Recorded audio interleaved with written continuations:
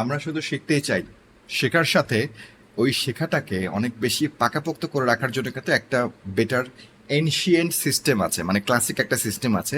সেটা হচ্ছে লিখার হ্যাবিট। আপনি যেটা শিখছেন সেটা যদি নোট রাখেন, সেটা যদি আপনি লিখে রাখেন, সেটা হাতে লেখা হলে সব থেকে ভালো হয়। আদারওয়াইজ আপনি বিভিন্ন জায়গায় নোট রাখতে পারেন। ধরেন একটা ভিডিও দেখছেন বা একটা কোর্স করছেন, কিংবা কোনো কিছু শিখছেন, সেটার হ্যান্ড নোট রাখাটা সব থেকে বেটার একটা সলিউশন। সেটার 80% আপনার মাথায় রয়ে যাবে। এটা কিন্তু আমরা ছোটবেলায় করতাম। যদিও ভালো লাগতো না। আমাদের ক্লাস টিচার প্রত্যেক দিন আমাদের হোমওয়ার্ক দিত যে 2-3 পাতা করে লিখে আনতে হবে। এটার কারণটা হচ্ছে যে রচনাটা আমরা পড়ছি বা যে প্যারাগ্রাফটা আমরা পড়ছি সেটা 3-4 বার লিখলে সেটা ওই মুখস্থ করার থেকে আরো সহজেই মেমোরাইজ করাটা ইজি হয়ে যায় আমাদের জন্য। তখন ছোটবেলায় বুঝি নাই, এখন এটা আমি বুঝি।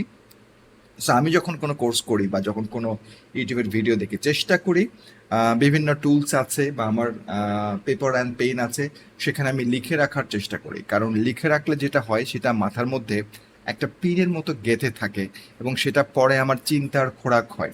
সেটা নিয়ে আমি রিথিঙ্ক করতে পারি, সেটা নিয়ে আমি নতুন কিছু ইনভেন্ট করতে পারি, সেটা থেকে আমি আরও শিখতে পারি, আমি অ্যানালাইসিস করতে পারি।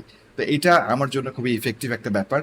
আপনারাও লিখে রাখেন কিনা সেটা আমাকে একটু জানান। লিখলে কোথায় লিখেন, কোন কোন সফটওয়্যার ইউজ করেন, পিসিতে কিংবা মোবাইলে, সেটা একটু কমেন্ট করে জানাবেন। বাট এটা কিন্তু খুবই ইফেক্টিভ একটা মেমোরাইজিং হ্যাক, যেটা আমার জন্য সবসময় কাজে কাজে আসে।